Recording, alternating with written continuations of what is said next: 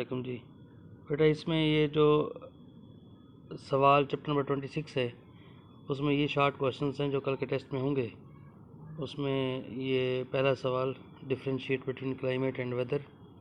इसी तरह से आपने ड्रा करना है, जो लाइन ड्रा करनी है और उसके बाद आपने ये पेपर करना है। उसके बाद फिर ये सेकंड क्वेश्चन है हाइड्रोस्फेरिक इकोसिस्टम।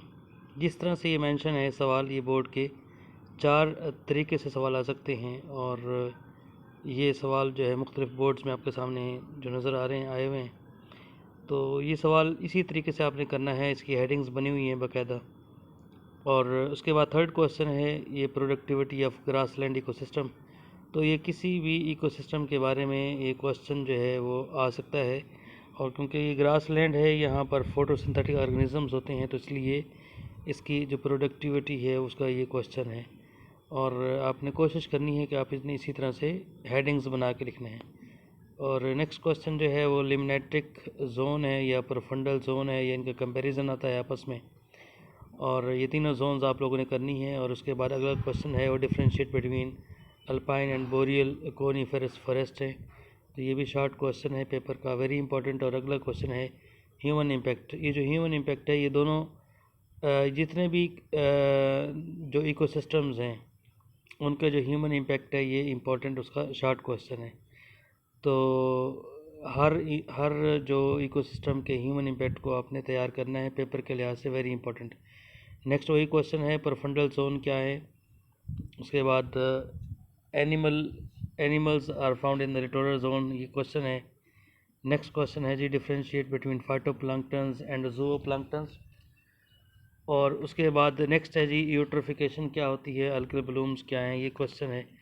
उसके बाद अगला क्वेश्चन जो है वो adaptations in animals and plants for terrestrial environment, ये वेरी इंपॉर्टेंट क्वेश्चन है। और उसके बाद फिर अगला क्वेश्चन है कि describe the role of bacteria, very important question. ये मतलब जो अल्गल ब्लूम या यूट्रोफिकेशन या इसके अलावा जो रोल ऑफ बैक्टीरिया, तो इस तरह के क्वेश्चन आ सकते हैं। टॉपिक एक ही है और आपको पता अगर दोनों चैप्टर में इस्तेमाल हुआ है, सिर्फ इस चैप्टर में नहीं है, नेक्स्ट चैप्टर में भी है ये सवाल।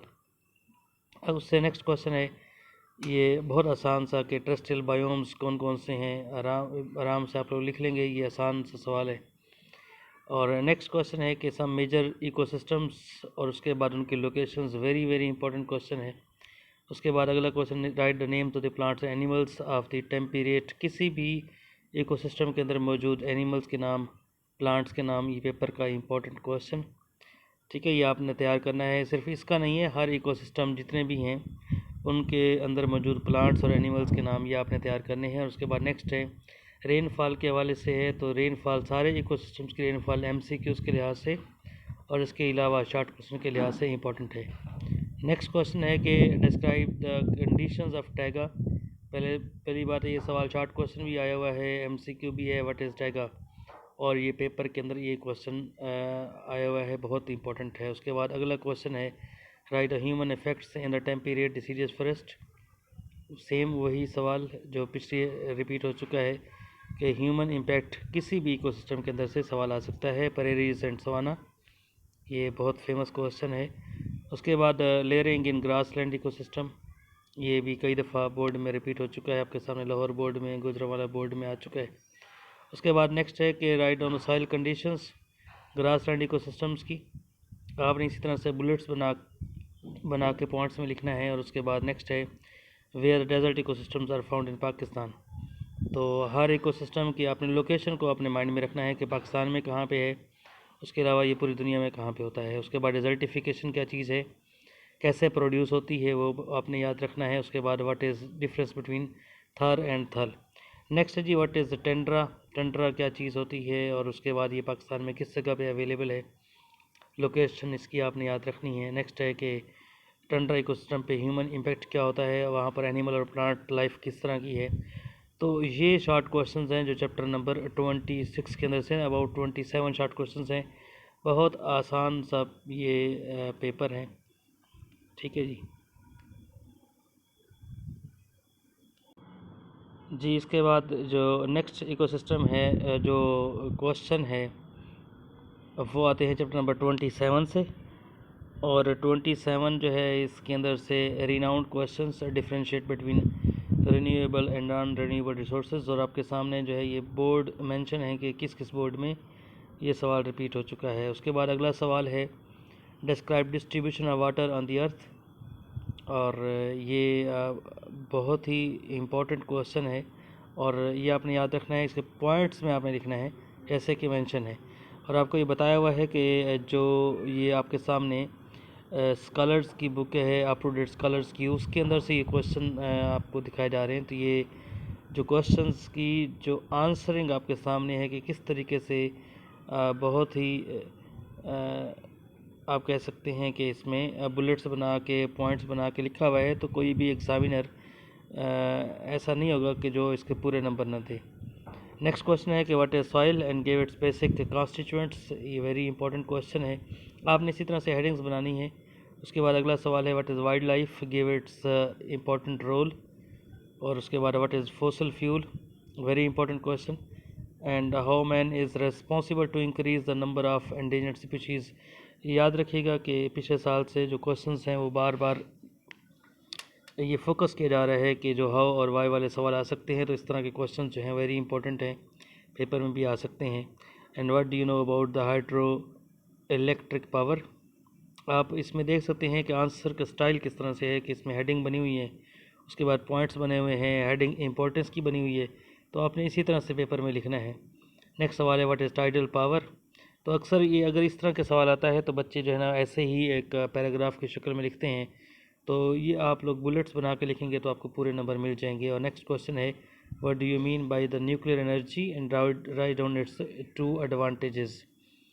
तो आप इसमें देख सकते हैं कि इसके अंदर एडवांटेजेस या डिसएडवांटेजेस जो इसमें मेंशन है बाकायदा हेडिंग्स बनी हुई हैं, और इसके अलावा जो कीवर्ड्स हैं उसको उन्होंने बुलेट्स उन्हें हाईलाइट किया हुआ है या उन्हें बोल्ड करके लिखा हुआ भी है।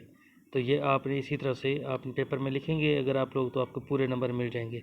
नेक्स्ट क्वेश्चन वेरी इंपॉर्टेंट कि how energy can be produced from the solid waste.